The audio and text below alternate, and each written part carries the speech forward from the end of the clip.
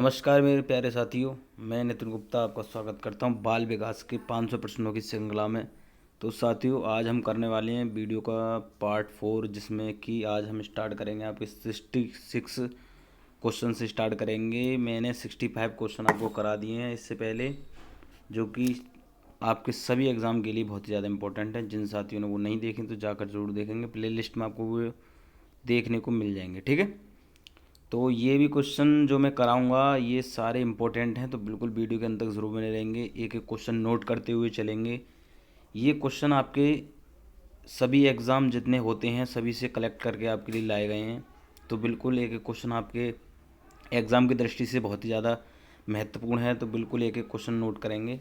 ठीक है, तो जो साथी चैनल पर पहली बार आए हैं, शिक्षक भर्ती की तैयारी कर रहे हैं, चैनल को सब्सक्राइब कर लेंगे और बेल आइकन को प्रेस कर लेंगे, जिससे कि कोई भी सूचना आती है शिक्षक भर्ती संबंधित या इस चैनल पर कोई वीडियो अपलोड होती है तो उसका नोटिफिकेशन आप तक तुरंत पहुंच सकेगा। तो सब्सक्राइब कर लेंगे, और वीडियो अच्छी लगे तो क्या है, वीडियो को लाइक ज़रूर करेंगे और अपने एक मित्र तक ज़रूर शेयर करेंगे जो शिक्षक भर्ती की तैयारी कर रहा है। तो मैं बिल्कुल ये गारंटी देता हूँ, ये क्वेश्चन मैं करा रहा हूँ, ये आपने कहीं नहीं देखे होंगे, सबसे पहले आपको यहाँ देखने को मिल रहे हैं। ठीक है, तो समझते हुए चलेंगे। ठीक है, नोट करते हुए चलेंगे और कमेंट करके ज़रूर बताएंगे कि इन क्वेश्चनों में से जितने मैं कराऊंगा आपने कितने ठीक किए। ठीक है, जिससे आपकी तैयारी का पता चलता है कि आपने कितनी तैयारी करी है, क्योंकि एग्ज़ाम देखिए अभी कोरोना के चलते नहीं है, लेकिन होंगे ज़रूर, तो बिल्कुल तैयारी अपने बनाए रखेंगे। ठीक है, चलिए क्वेश्चन हम स्टार्ट करते हैं 66 क्वेश्चन से। तो खालिस्तान तथा, और फिर भी खालिस्तान दे रखा है। देखिए इस प्रकार के क्वेश्चन आपके देखने को मिलते हैं। ठीक है, मैंने वादा किया है 500 क्वेश्चन कराऊंगा, 500 क्वेश्चन में सारे क्वेश्चन आपको यहाँ दिखाऊंगा मैं, जो आपके एग्ज़ाम में पूछे जाते हैं। ठीक है, तो बिल्कुल दिक्कत की कोई बात नहीं है। कि विशिष्ट अन्योन्य क्रिया का परिणाम विकास के विविध मार्गों और निष्कर्षों के रूप में हो सकते हैं। तो ऑप्शन ए हमारा है वंशानुक्रम, पर्यावरण, चुनौतियाँ, सीमाएँ, स्थिरता, परिवर्तन, खोज, पोषण। देखिए यहाँ पर जो दो ऑप्शन हैं यहाँ, मतलब ये एक अलग, ये एक अलग, तो इन दोनों को मतलब बताना है कि ये सेट बैठ रहे हैं या नहीं बैठ रहे हैं। ठीक है, तो सबसे पहले देखिए यहाँ पर हम पहला ऑप्शन लगा के देखेंगे, वंशानुक्रम तथा वातावरण की विशिष्ट अन्योन्य क्रिया का परिणाम विकास के विविध मार्गों और निष्कर्षों के रूप में हो सकता है। या फिर हम देखिए दूसरा ऑप्शन लगाएंगे, चुनौतियाँ एवं सीमाएं की विशिष्ट अन्योन्य क्रिया का परिणाम विकास के विविध मार्गों और निष्कर्षों के रूप में हो सकता है। तो इसमें देखिए कौन सा आपको ऑप्शन फिट बैठ रहा है, तो कौन सा आपको लगाना है, बिल्कुल ऑप्शन ए लगाना है। मैंने आपको बता रखा है, पिछली वीडियो में बताया था कि जहाँ पर आपको वंशानुक्रम या पर्यावरण, यहाँ पर पर्यावरण की जब वातावरण भी दे रखेगा तब भी आपको कन्फ्यूज़ नहीं होना है। ठीक है, अगर वातावरण दे रखा तब भी आपको लगाना है। ठीक है, वातावरण का मतलब वही जो हमारे चारों ओर पाया जाता है वो वातावरण होता है, और पर्यावरण जो हमारे पर्यावरण जो हमारे चारों ओर पाया जाता है वही पर्यावरण है। ठीक है, तो दिक्कत की बात नहीं है, समझना है आपको। क्वेश्चन मतलब ऑप्शन आपको देख देगा कि यहाँ पर वंशानुक्रम, वातावरण तो आप जानते हैं यहाँ पर, लेकिन आपको यहाँ खिल गया है, पर्यावरण दे रखा है, तो आप जो है कन्फ्यूज हो जाएंगे। तो आपको लगाना है वंशानुक्रम तथा पर्यावरण। ठीक है, कहीं भी आपको ऑप्शन में देखने को मिल जाएगा। अगर पूछ रहा है, यहाँ पर कह रहा है, देखिए यहाँ विशिष्ट अन्योन्य क्रिया की बात कर रहा है, का परिणाम विकास के विविध कार्यों, विविध मार्गों के निष्कर्ष के रूप में हो सकते हैं। ये चीज़ क्लियर होगी। अगला क्वेश्चन हम देखेंगे, भारत सरकार की कंप्यूटर आधारित अधिगम प्रक्रियाएं माध्यम से छात्र को सिखाने के लिए आईटी स्कूल योजना वर्ष में शुरू किया गया था। तो कौन से वर्ष में शुरू किया गया था आपको, 2001 में, 2003 में, या 2004 में, या 2006 में? तो क्या बिल्कुल आप लगाएंगे, देखिए आंसर, जो आपका भारत सरकार की कंप्यूटर आधारित अधिगम प्रक्रियाएं थी, जिसमें आपको क्या था, देखिए आईटी स्कूल योजना। ठीक है, क्या है, आईटी स्कूली योजना कौन से वर्ष में हुई थी? तो बिल्कुल आप लगा देंगे कौन से में, आपकी ऑप्शन तीसरे में 2004 में हुई थी। ठीक है, तो बिल्कुल याद रखेंगे कितने में हुई थी, 2004 में हुई थी। ठीक है, चलिए नोट करते हुए चलेंगे सारे क्वेश्चन। अगला हम क्वेश्चन देखते हैं, तो 6 से 14 वर्ष के बीच के आयु के बच्चों को एक मौलिक अधिकार के रूप में मुक्त और अनिवार्य शिक्षा देने के उद्देश्य से सर्व शिक्षा अभियान वर्ष में शुरू किया गया था। तो पहले तो बता दूं, देखिए आरटीई जो 2009 था, इसके अनुसार जो था कि 6 से 14 वर्ष के जो बच्चे थे उनको निःशुल्क शिक्षा देने का इसमें प्रावधान रखा गया था। अब ये कह रहे हैं कि इसके तहत जो सर्व शिक्षा अभियान था वो कौन से वर्ष से शुरू हुआ था। ठीक है, तो क्या 1996 से हुआ था, 1998 से हुआ था, 2001 से हुआ था, 2003 से हुआ था। तो बिल्कुल ये मैंने पढ़ा रखा है आपको, तो आपको बिल्कुल पता होगा कितने में, 2001 में। तो ये बिल्कुल जो सर्व शिक्षा अभियान था। देखिए यहाँ पर दो क्वेश्चन बन जाते हैं आपकी कि 6 से 14 वर्ष की जो आयु वर्ष के बच्चों को निःशुल्क शिक्षा दी थी वो किसके तहत किया था, आपका 2000 RTE 2009 के तहत, ठीक है। क्या है, RTE 9 के तहत, ठीक है। और जो सर्व शिक्षा अभियान चला था, सब जो शुरू किया गया था वो 2001 में किया गया था, ठीक है। समझ में आ गई बात आपके। चलिए क्वेश्चन अगला देखेंगे हम।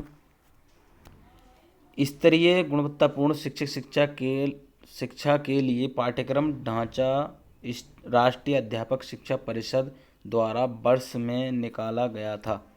1990, 1992, 1998 या 1996।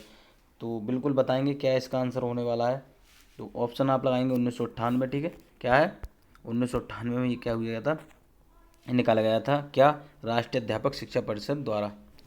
समझ में आ गई बात आपके। देखिए मैं दोबारा से पढ़ता हूँ। स्तरीय शिक्षा के लिए जो पाठ्यक्रम तैयार किया गया था, जिसके द्वारा जो राष्ट्रीय अध्यापक शिक्षा परिषद द्वारा कितने वर्ष, कौन से सन में किया था, 1998 में किया गया था, ठीक है। चलिए क्वेश्चन देख लेते। देखिए उन साथियों से ज़रूर कहूँगा जिन्होंने वो पहले जो मैंने 65 क्वेश्चन करा रखे वो नहीं देखे, तो वो क्वेश्चन भी ज़रूर जाकर देखेंगे, ठीक है। चलिए, निम्नलिखित में से कौन सा महत्वपूर्ण प्रभाव शिक्षण की प्रभावकारिता पर निर्भर करती है। तो विद्यालय की संरचना पर, शिक्षक को विषय की समझ, शिक्षक की योग्यता पर या शिक्षक की लिखावट पर। देखिए यहाँ पर पहले समझ लेंगे। यहाँ पर कह रहा है कि निम्नलिखित में कौन सा महत्वपूर्ण प्रभाव शिक्षण की प्रभावकारिता पर निर्भर करती है। तो देखिए सबसे पहले देखिए शिक्षक की लिखावट तो अब नहीं लगाएंगे, क्या है, शिक्षक की लिखावट यहाँ पर कोई नहीं है। यहाँ पर योग्यता की बात कर रहे हैं तो वो हो सकता है, लेकिन जो सबसे ज़्यादा क्या होनी चाहिए, शिक्षक को जो है विषय की समझ होनी चाहिए। क्या, जब तक शिक्षक को, देखिए यहाँ पर प्रभावकारिता की बात कर रहे हैं। जब प्रभाव, देखिए कल जब छोड़ेगा, जब शिक्षक को कोई भी विषय पढ़ा रहा है तो उसकी समझ नहीं होगी तो कैसे दूसरे बच्चे पर प्रभाव छोड़ सकता है, ठीक है। तो जब तक उसे समझ नहीं होगी तो वो क्या है, बच्चे को नहीं समझा सकता, सेटिस्फाई नहीं कर सकता, ठीक है। तो सबसे ज़्यादा इंपॉर्टेंट क्या है, आपको शिक्षक को विषय की समझ होनी चाहिए। उसमें जितनी भी गतिविधियाँ, उसमें जो भी प्रक्रिया होती हैं वो सारी चीज़ें उसको पता होनी चाहिए। विद्यालय संरचना पर कोई इससे कोई इफेक्ट नहीं है। देखिए क्योंकि आप कह सकते हैं, देखिए जो छोटा स्कूल होता है उसमें भी क्या है, पढ़ाई होती है, और बड़ा होता है जो हाईफाई होता है वो उसमें भी पढ़ाई होती है, ठीक है। सबसे ज़्यादा इंपॉर्टेंट जो मैंने बताया था, ये इसलिए मैं क्यों बता रहा हूँ बार बार, क्योंकि क्वेश्चन यहाँ पर देखिए ये चारों चीज़ें एक दूसरे से रिलेटेड, लेकिन जो सबसे ज़्यादा सही है वो शिक्षक को विषय की समझ से संबंधित है, ठीक है। चलिए क्वेश्चन अगले की हम बात करेंगे। क्या है, शिक्षक निम्नलिखित के लिए शिक्षण संबंधी सहायता सामग्री का उपयोग करते हैं। ये क्वेश्चन आपको बार बार पूछा जाता है एग्जाम में, वेरी वेरी इंपॉर्टेंट क्वेश्चन लिख लेंगे आप, ठीक है। तो छात्रों को प्रभावित करने के लिए, शिक्षण को रोचक बनाने के लिए, छात्रों को एकाग्रचित बनाने के लिए, छात्रों के अंदर शिक्षण रखने के लिए। तो ये मैंने बिल्कुल करा रखा है आपको। जितने, देखिए मैं बता दूं, मैंने इससे पहले भी आपके, देखिए ये 500 क्वेश्चनों की सीरीज़ तो आप स्टार्ट करिए। इससे पहले मैंने कई बाल विकास आपके शिक्षण अधिगम जो हैं आपके, जो आपके सीटेट में एग्ज़ाम पूछा गया, सीटेट जो हुआ था उसमें मैंने क्वेश्चन कराए थे, जो कि कुछ क्वेश्चन तो आपके उसमें मतलब एज इट इज़ देखने को मिल गए थे, ठीक है। तो ये ना समझें कि ये क्वेश्चन कठिन है या सरल है, ठीक है। सारे क्वेश्चन मैं यहाँ पर कराऊंगा, कोई भी दिक्कत की बात नहीं है। तो यहाँ पर कह रहे हैं, देखिए जो सबसे ज़्यादा सहायक सामग्री उपयोग करता है वो किसके लिए करता है, आपको देखिए प्रभावित करने के लिए आप नहीं लगाएंगे। क्यों प्रभावित करने के लिए, तो देखिए वो शिक्षण सामग्री इसलिए करता है कि जो विषय वस्तु वो पढ़ा रहा है वो सरलता से बच्चा समझ ले, ठीक है। क्या है, सरलता से समझ ले। हैं एकाग्रचित बनाने के लिए जरूर थोड़ी अपने तरफ अट्रैक्ट करने के लिए कर रहा है, एकाग्रचित करने के लिए कर रहा है, लेकिन जो सबसे ज़्यादा इंपॉर्टेंट है वो आपका ऑप्शन बी है, शिक्षण को रोचक बनाने के लिए। जब तक रोचक नहीं बनेगा तब तक बच्चा उसमें रुचि नहीं लेगा, तब तक वो इन्वॉल्व नहीं होगा, ठीक है। जब तक बच्चा उसमें इन्वॉल्व नहीं होगा तब वो कुछ नहीं सीख पाएगा, ठीक है। उसके क्या है, अधिगम का विकास नहीं हो पाएगा, ठीक है। तो शिक्षण संबंधी जो सहायक सामग्री शिक्षक उपयोग करता है वो क्या है, शिक्षण को रोचक बनाने के लिए करता है, जिससे क्या है, बच्चा जो है आसानी से सीख ले, ठीक है। अगले हम क्वेश्चन की बात करेंगे। देखिए, तो यदि बुलाए जाने पर कुछ छात्रों के माता पिता अभिभावक आकर शिक्षक से नहीं मिलते तो शिक्षक को क्या करना चाहिए। ये क्वेश्चन आपका सीटेट में पूछा जाता है, समझ लेंगे। देखिए मैंने बता दिया आपको, CTET, UPTET, Super TET, KBS, DSSB, कोई भी आपका जो शिक्षक भर्ती एग्ज़ाम है सभी से क्वेश्चन यहाँ पर लिए गए हैं, ठीक है। तो क्या इसमें माता पिता को लिखना चाहिए, जाकर उनसे मिलना चाहिए, वैसे छात्रों को दंडित करना चाहिए, वैसे छात्रों को अनदेखा करना चाहिए। देखिए ये दो ऑप्शन तो आपको बिल्कुल गलत कर देने हैं। छात्रों को अनदेखा नहीं करना है बिल्कुल भी, छात्रों को दंडित करना है, ये भी आपका ऑप्शन गलत है। अब बात कर रहे हैं यहाँ पर, देखिए जाकर उनसे मिलना चाहिए, माता पिता को लिखना चाहिए। अब देखिए जो सबसे ज़्यादा सही है वो कौन सा है, ऑप्शन बी है। क्या है, जाकर उनसे मिलना चाहिए। अब माता पिता को लिखेंगे, ज़रूरी नहीं है देखिए वो आए या नहीं आए, ठीक है। तो क्या, जब तक उनसे नहीं मिलाएंगे तब तक क्या परस्पर बातचीत नहीं हो पाएगी एक बच्चे को लेकर, ठीक है। उसकी कमियों को पता लगाएंगे जिससे कि उसका निवारण किया जाए, और उसकी कमी को दूर करके क्या है, उसको जो शिक्षण के लिए जो वहाँ पर भेजा गया है बच्चे को, उसको जो प्रक्रिया है वो आगे बढ़ाया जाए, ठीक है। तो क्या है, एक अभिभावक को एक शिक्षक के क्या टच में रहना चाहिए, परस्पर जो कहते हैं पेरेंट्स मीटिंग होती है तो उनसे बातचीत करनी चाहिए, अपनी बच्चे की कमी को बताना चाहिए, उनसे जानना चाहिए कि क्या कमी है, ठीक है, जिससे कि उसकी शिक्षण प्रक्रिया है वो क्या है, अच्छी चल रही, ठीक है। समझ में आ गई, उनसे जाकर मिलना चाहिए। लिखने से देखिए इतना नहीं इफेक्ट पड़ेगा जितना वो शिक्षक मिलेगा जाकर। तो अगला क्वेश्चन हम देखेंगे 73 के, किसी पठन सामग्री को एक रूप में पढ़ना पढ़ाई के रूप में जाना जाता है। तो वंटित, सामूहिक, अंतरालित, ये इनमें से कोई नहीं। अब देखिए यहाँ पर बात कर रहे हैं, समझ लेंगे इस क्वेश्चन को। यहाँ पर कर रहे हैं किसी भी पाठ्य सामग्री का एक रूप में पढ़ना, पढ़ाई के रूप में कौन से जाना जाता है, देखिए सामूहिक तो नहीं जाना जाता।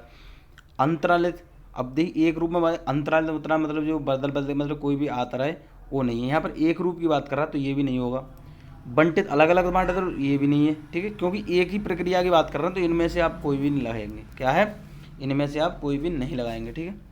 ये एक स्वयं प्रक्रिया है, स्वयं पढ़ाई के रूप में जाना जाना चाहिए, ठीक है। क्या है, स्वयं, ठीक है। चलिए हम अगला क्वेश्चन देखेंगे, पाठचर्या निर्माण को कार्य माना जाता है, पाठचर्या निर्माण को कार्य माना जाता है तो क्या एक नेमी कार्य, एक विशेषज्ञता कार्य नहीं।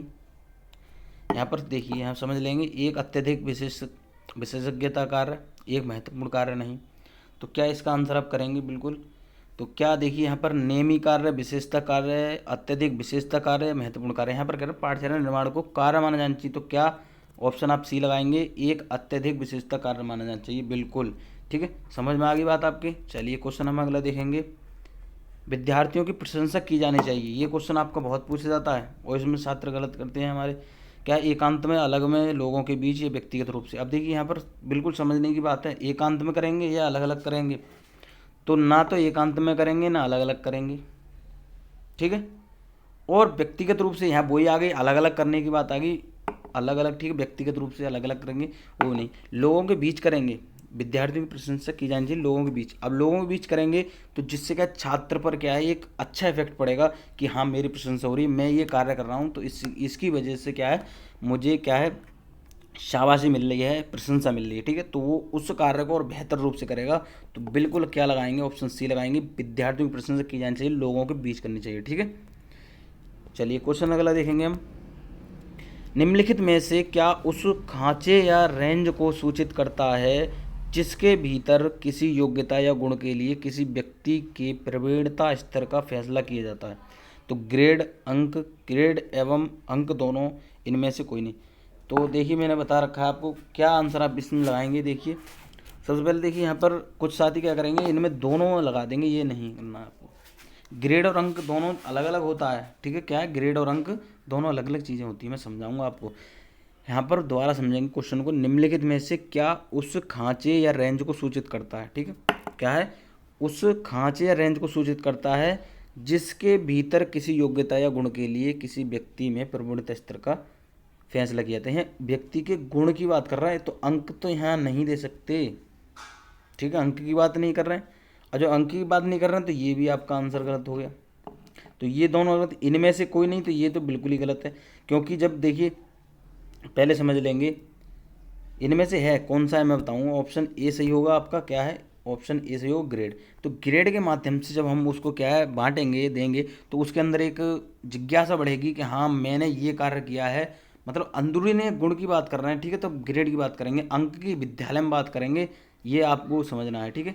तो ऑप्शन ए सही है, तो इसकी वजह से आपका ऑप्शन डी भी मतलब जो है गलत हो गया। तो ऑप्शन ए बिल्कुल सही हो जाएगा। दोबारा समझ लेंगे, यहाँ पर कह रहे हैं देखिए कि जिसके भीतर किसी योग्यता या गुण के लिए किसी व्यक्ति में प्रवीणता स्तर का फैसला किया जाता है, तो ग्रेड के माध्यम से। ठीक है, चलिए समझ में आ गए हो, बिल्कुल आप समझ में आ गई होगी बात आपके।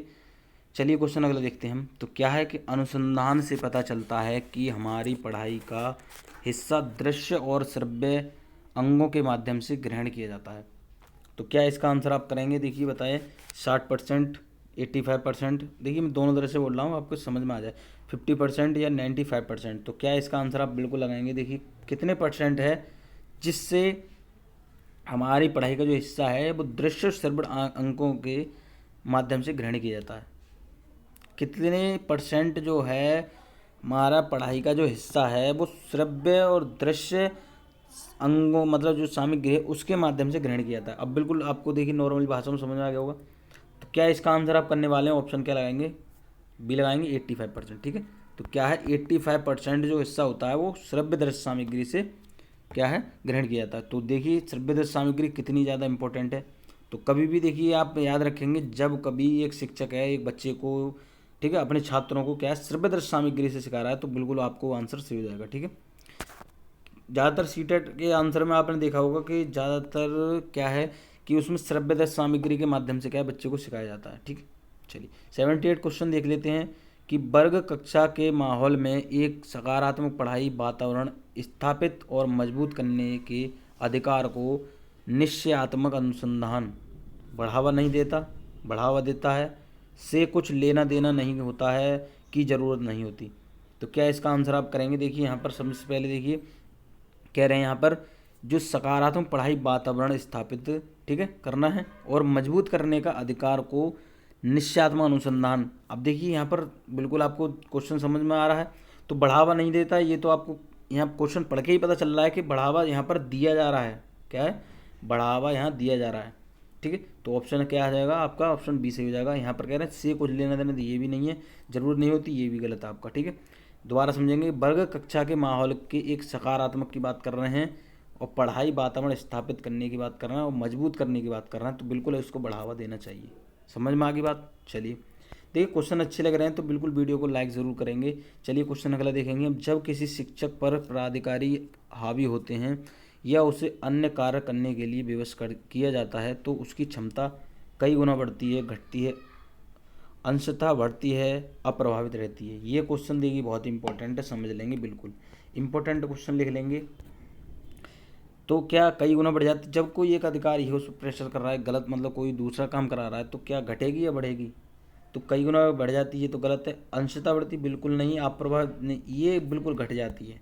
क्या है, घट जाती है, जी हाँ बिल्कुल। देखिए आप ही समझ लीजिए, आप कोई दूसरा काम जानते हैं, आपको दूसरा काम दिया जाएगा, तो जो आपकी क्षमता है आप उसके लिए विवश किया जा रहा है, तो उसकी आपकी जो क्षमता है वो आपकी घटेगी नहीं घटेगी। ठीक है, तो बिल्कुल समझ में आ गई। चलिए अपने ऊपर रिलेट करके आप क्वेश्चन को समझिए। क्वेश्चन अगर है छात्रों के सही मूल्यांकन के लिए निम्नलिखित में से किस विधि का प्रयोग किया जाना चाहिए। बिल्कुल समझ लेंगे, देखिए कौन सी विधि का मूल्यांकन करना चाहिए, ये क्वेश्चन मैंने आपको पढ़ा रखा है। चलिए आज समझ लेते हैं दोबारा से। रचनात्मक मूल्यांकन, सतत मूल्यांकन, कोर्स के अंत में मूल्यांकन, प्रत्येक छमाही पर मूल्यांकन। देखिए मैंने बता दिया आपको, मूल्यांकन दो प्रकार का होता है, एक सतत होता है, एक व्यापक होता है। ठीक है, क्या है, एक सतत होता है और एक व्यापक होता है। ठीक है, तो यहाँ पर बात कर रहे हैं कि छात्रों का मूल्यांकन करना है, तो आप कौन सी विधि का प्रयोग करेंगे। अंत में बिल्कुल नहीं करना है, हमें एक छात्र की कमियों का निरंतर पता मतलब लगाकर तुरंत ही उसको क्या है ठीक करना है। ठीक है, तो ये कौन से में आता है, आपका सतत मूल्यांकन में आता है। जी हाँ बिल्कुल, सतत मूल्यांकन जो होता है वो निरंतर चलता रहता है। ठीक है, मतलब सत्र तक, पूरे सत्र तक चलता रहता है। ठीक है, जो हम जो मतलब कहते हैं महीने, जो मंथ वाली हमारी परीक्षा होती है वो हमारी सतत मूल्यांकन में आती है। ठीक है, जो वीकली टेस्ट होता है वो भी सतत मूल्यांकन में आता है। मतलब हम बच्चे की कमियों को उसमें आकलन करते रहते हैं, हम पता लगाते रहते हैं और उसको क्या है ठीक करते रहते हैं। अब कोर्स के अंत में ये आपका व्यापक आकलन हो गया, क्या है, व्यापक मूल्यांकन हो गया। अब प्रत्येक छमाही में ये भी आपका जो ज़्यादा देर में हो गया तो बिल्कुल सतत मूल्यांकन आप लगा देंगे। ठीक है, व्यापक मतलब जो सत्र के अंत में किया जाता है मूल्यांकन, जो हम एग्ज़ाम देते हैं, वार्षिक परीक्षा देते हैं, वो आपका व्यापक होता है। और सतत होता है जैसे हम वीकली टेस्ट देते हैं, कुछ भी देते हैं, जो हमारी एक्टिविटी उसमें शामिल होती है। ठीक है, पर डे या कोई भी हफ्ता भर में। ठीक है, समझ में आ गई बात आपकी, सतत क्या है और व्यापक क्या है। तो बिल्कुल हमें जो मतलब कह सकते हैं एक शिक्षक को छात्र को कौन सी विधि के द्वारा प्रयोग करना चाहिए, किस विधि के द्वारा मूल्यांकन करना चाहिए, तो सतत मूल्यांकन के द्वारा करना चाहिए। ठीक है, ठीक है। यहाँ पर दे देता कि आपका कि मंथली टेस्ट, ठीक है, क्या देखिए कोई वीकली टेस्ट दे देता, या बच्चों से किसी भी कार्य पर क्या प्रयोगात्मक कार्य कराना, ये आपके माने जाते हैं। ठीक है, सतत मूल्यांकन में। चलिए अगला क्वेश्चन 81 क्वेश्चन देख लेते हैं। एक शिक्षक को समाज में सम्मान मिलना चाहिए जब वह क्या एक आदर्श जीवन जीता हो, निष्ठापूर्वक अपनी ड्यूटी करता हो, प्रभावकारी तरीके से पढ़ने में सक्षम हो, या ऑप्शन डी हमारा ये सभी। तो इस क्वेश्चन को देखकर आपको कुछ पता चल रहा होगा, बिल्कुल ये सभी जो है हमारे एक शिक्षक को होना चाहिए। क्या एक आदर्श जीवन भी जीता हो, निष्ठापूर्वक अपनी ड्यूटी भी करता हो, बिल्कुल प्रभावकारी तरीके से पढ़ाने में भी सक्षम हो, ये तीनों ही क्वालिटी होनी चाहिए एक शिक्षक में। तो एक शिक्षक को समाज में सम्मान मिलना चाहिए जब क्या होगा इन तीनों से गुजरता है। ठीक है, आदर्श रूप में अभी हमने पढ़ा था, बिल्कुल एक आदर्श होगा तो एक बच्चों पर क्या अच्छा प्रभाव पड़ेगा, निष्ठापूर्वक कोई भी उसमें भेदभाव नहीं करेगा बच्चे में। ठीक है, प्रभावकारी तरीके से जो पढ़ा रहा है वो बच्चों पे क्या कितना इफेक्ट पड़ रहा है वो भी होना चाहिए उसमें शामिल। ठीक है, चलिए क्वेश्चन अगला देखेंगे हम 82। निम्नलिखित में से किसे आप अधिगम की सबसे उचित परिभाषा मानेंगे? समस्याएं हल करना, विशिष्ट हुनर का विकास, आचरण संबंधी प्रवृत्ति का विकास, इनमें से कोई नहीं। तो क्या इसका आंसर आप करने वाले हैं? जी हाँ, बिल्कुल। यहाँ पर देखिए यहाँ पर पहले दोबारा समझ लेंगे आप क्वेश्चन को कि निम्नलिखित में से किसे आप अधिगम की सबसे उचित परिभाषा मानेंगे? समस्या हल करना ये अधिगम के लिए नहीं, उसका निवारण भी करना, समस्याओं को पहले पता भी लगाना। ठीक है, ये सारी चीज़ें होती हैं। तो ये आप ऑप्शन पहला गलत कर। विशिष्ट हुनर का विकास जरूरी थोड़ी है कोई बच्चा कमज़ोर है और उसको भी तो साथ में लेकर चलना, ये भी आप गलत करेंगे। आचरण संबंधी जरूरी थोड़ी है हर कोई बच्चे एक सा होता है, वो भी नहीं करेंगे। तो इनमें से आप कोई नहीं लगाएंगे, बिल्कुल ऑप्शन डी लगा देंगे, सही आपका इनमें से कोई नहीं। ठीक है, अधिगम में हम देखिए सारी चीज़ें लेकर चलनी है। बच्चे देखिए कोई कमज़ोर छात्र है उसको भी लेकर चलना है, कोई प्रतिभाशाली उसको भी संग लेकर चलना है। ठीक है, तो सारी चीज़ें आप समझते हुए चलेंगे। चलिए क्वेश्चन, भेदभाव किसी प्रकार का नहीं करना है बच्चे के साथ। चलिए क्वेश्चन अगला हम पढ़ते हैं कि कोई व्यक्ति एक प्रभावकारी तरीके से एक हुनर कैसे सीख सकता है? अवलोकन करके, सुनकर, पढ़कर, या खुद करके। बिल्कुल ये क्वेश्चन बिल्कुल समझ में आ गया होगा आपके। देखिए कह रहे हैं यहाँ पर क्या है कि एक प्रभावकारी तरीके से हुनर सीखने की आप बात कर रहे हैं।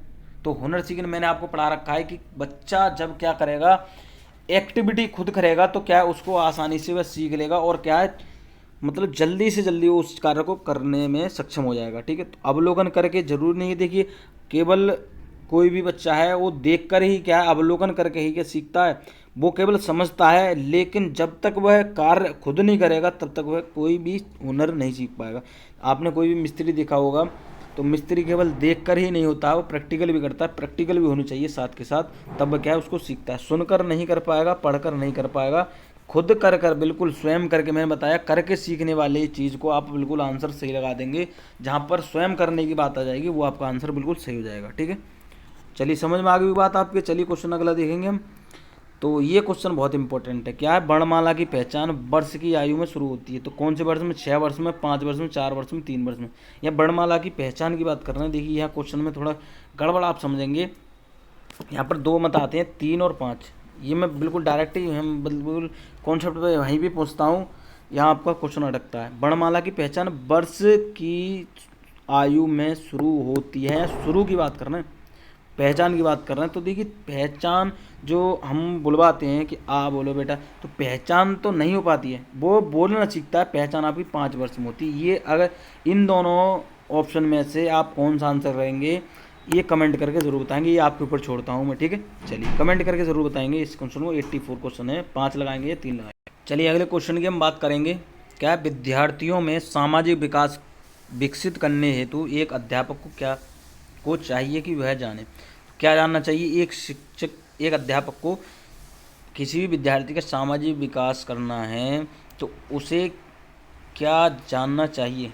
क्या विद्यार्थियों के व्यक्तिगत रुचियों को, विद्यार्थियों के शारीरिक विकास को, विद्यार्थियों के सभी पक्षों को, विद्यार्थियों के कार्य निष्पादन को। ये तो आप बिल्कुल आप जो है आंसर कर ही लेंगे।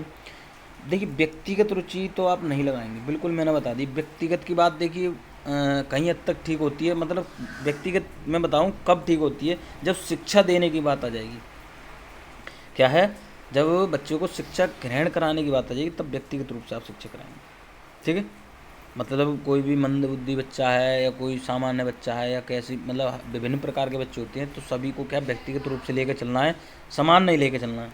तो सभी पक्षों की आप बात करेंगे यहाँ पर, ठीक है। विद्यार्थियों के सभी पक्षों को आपके क्या जानना चाहिए, ठीक है।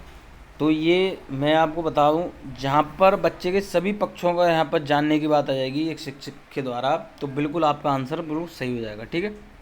उसकी कमियों का और वो किस चीज़ में रुचि ले रहा है, सारी चीज़ वो क्या है एक अध्यापक को जानना चाहिए उसके शिक्षण के लिए, ठीक है। किसी भी प्रकार का विकास हो रहा है तो एक विद्यालय में एक अध्यापक को उसके बारे में सारी चीज़ें जानकारी चाहिए, तभी क्या है बच्चे का विकास आसानी से हो पाएगा। तो मैं आशा करता हूँ साथियों, जितने मैंने क्वेश्चन कराए हैं 20 क्वेश्चन कराए हैं, तो ये सारे क्वेश्चन आपको अच्छे लगे होंगे, बढ़िया लगे होंगे, आपके समझ में आए होंगे, ठीक है। अगर फिर भी आपके कोई भी दिमाग में डाउट रहता है किसी क्वेश्चन को लेकर तो आप कमेंट कर सकते हैं या हमारे टेलीग्राम चैनल पर आप जाकर पूछ सकते हैं, ठीक है। कोई भी दिमाग में आपकी दुविधा है किसी भी प्रकार क्वेश्चन को लेकर, ठीक है। तो साथियों बिल्कुल मैं आशा करता हूँ सारे क्वेश्चन समझ में आए होंगे, ठीक है। तो जो साथी चैनल पर पहली बार जुड़ रहे हैं चैनल को सब्सक्राइब कर लेंगे और बेल आइकन को प्रेस कर लेंगे, जिससे कि कोई भी ऐसी वीडियो नेक्स्ट आती है आपके पास तो आपको उसका नोटिफिकेशन आपको तुरंत पहुंच सकेगा, या कोई सूचना आती है शिक्षा भर्ती संबंधित तो वो भी आपका नोटिफिकेशन तुरंत पहुंच सकेगा, ठीक है। अगर वीडियो अच्छी लगी या क्वेश्चन अच्छे लगे तो लाइक ज़रूर करके जाएंगे, ठीक है, जिससे कि और भी हम क्वेश्चन लेके आएँ तो आपके लिए क्या है बेहतरीन से बेहतरीन आपको क्या है कंटेंट प्रोवाइड किया जाए, ठीक है। तो बिल्कुल मिलते हैं अगली वीडियो में ऐसे ही क्वेश्चनों के साथ। वीडियो देखने के लिए बहुत बहुत धन्यवाद।